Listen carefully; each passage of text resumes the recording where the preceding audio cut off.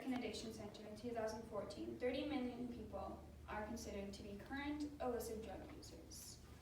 The effects of drugs cause people to not be able to get clean. It messes with their heads, it messes with their daily living, and it's just very hard. Drugs are very hard to get away from, and I believe that we should not give up on drug addicts. I have done research on this issue and would like to explain a few things. First, I'd like to talk about the way the brain is affected by drugs.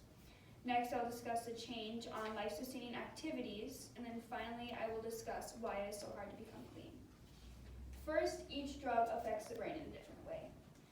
Today, I want to focus on stimulants. Meth affects the dopamine centers in the brain. It attaches to the synapse, so the other neurons can't connect to it. According to Recovery Village, dopamine is one of the biggest neurotransmitters messed up by meth. The ingredients in meth themselves are extremely poisonous. This picture can show you the way the brain is changed. So this is a normal brain scan. This is a scan from just frequent use, and this is heavy use. It basically eats the brain. Next, I'd like to talk about cocaine. Cocaine increases the dopamine in the brain just like meth. It also blocks the synapse again, causing for an overstimulant of dopamine. Johns Hopkins Institute stated that brain cells actually cannibalize themselves under the influence of cocaine. Drugs change the way that people think, which is the next thing that I'd like to focus on, is the daily living and the life-sustaining actions that happen. First, it would be the adverse effects of methamphetamine. First, psychological with the brain, insomnia, depression, irritability, as well as lack of nutrition. They very rarely sleep, and their memory can be damaged.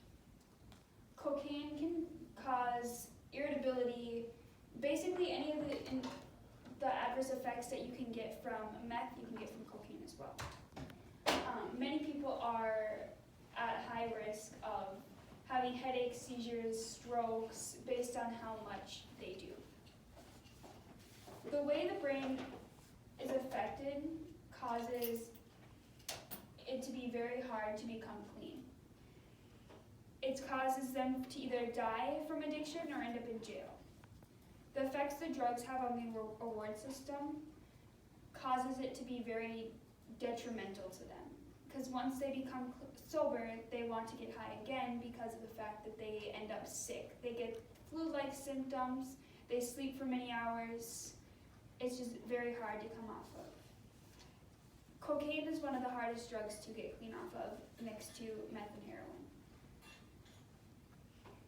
We have talked about the adverse effects of meth and cocaine. We've talked about how it affects the brain and the fact that it is very difficult to become clean off of it. I just want to make sure that I stress the point that many people don't have the help that they need to be able to get off of these drugs, and I believe that we shouldn't give up on addicts because they do have a chance to become